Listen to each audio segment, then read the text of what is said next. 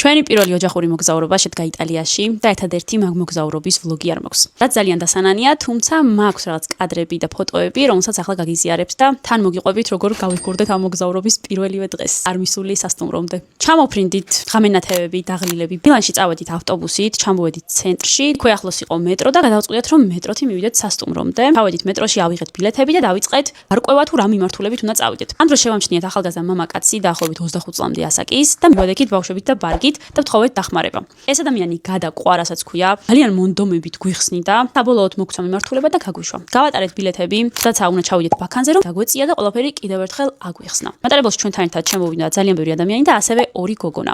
მატარებელი რო დაიძრა, ერთ-ერთმა გოგონამ მიიწყო აქტიურად ჩვენი შეწუხება, კითხვებით თუ როგორ უნდა მივიდეს კონკრეტულ ადგილას. ვეუბნებით რომ ტურისტები ვართ, არ ვიცი, მაინც არ ჩერდებოდა, თან თითით მიგვითითებდა კარების მაღლა არსებულ რუქაზე და ამ დროს დედაჩემმა შეამჩნია, რომ წელის ჩანთას უხსნის, სადაც დედაჩემს ედო ჩვენი პასპორტები და 500 евро. გვეუბნება, ხილად იყავით ჩანთას გვიხსნიანო, ყველამ დავტაცეთ ჩანთებს ხელი, ამ დროს კარები გაიღო, ეს გოგონები ჩავიდნენ, ჯო კი დავრჩით ესე გაუცებულები. ცოტაც და გავიფრთხებოდით. დაახლოებით 1 წუთში ჩვენმა მეგობარმა შეამჩნია, რომ მისი ჩანთაც არის გახსნილი და 300 евро, რომელიც შიგნით ედო აღარ არის. თუმცა ხასიათი გაგვიფუჭდა, აღარც მეტრო გვინდოდა. ჩავედით შემდეგ გაჩერებაზე, დავიწყეთ ტაქსის ძებნა. თან ფეხით მივდიოდით სასტუმროს მიმართულებით. ამ დროს მე დავიწყე ინფორმაციის გადახარშვა და მივხვდი, რომ ამ ქურდობის ორგანიზატორი არის ზუსტად ის კეთილი ბიჭი. მაგ დროს უკვე ძალიან ბევრი რაღაც მომეჩვენა საეჭვო, თუნდაც ის რომ ძალიან აფორიაქებული იყო და ძალიან მონდომებული იყო, რომ დავეყვალიანებინეთ. მერე ის რომ დაგვეწია და კიდევ ერთხელ აგვიხსნა ყველაფერი, როგორც ჩანს მაგ დროს იმ გოგოებს ელოდებოდა. საბოლოოდ როგორც იქნა, ტაქსის მეშვეობით მივაღწიეთ სასტუმრომდე.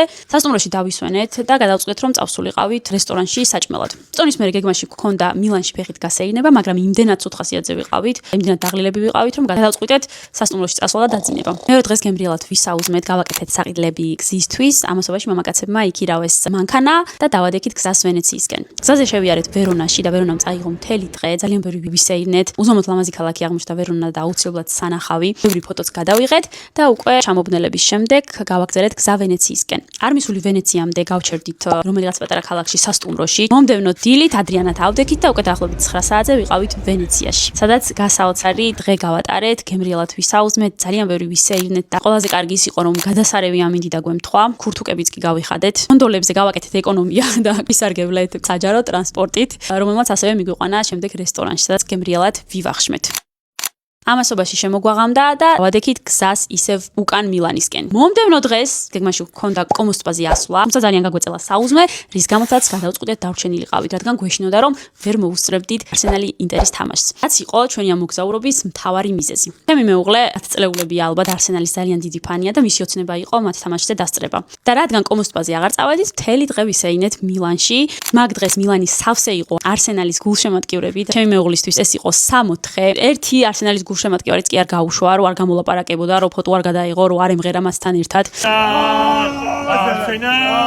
საღამოს დავტოვეთ დედაჩემი და ბავშვები ბინაში და ჩვენ გავეშურეთ თამაშზე. არსენალ!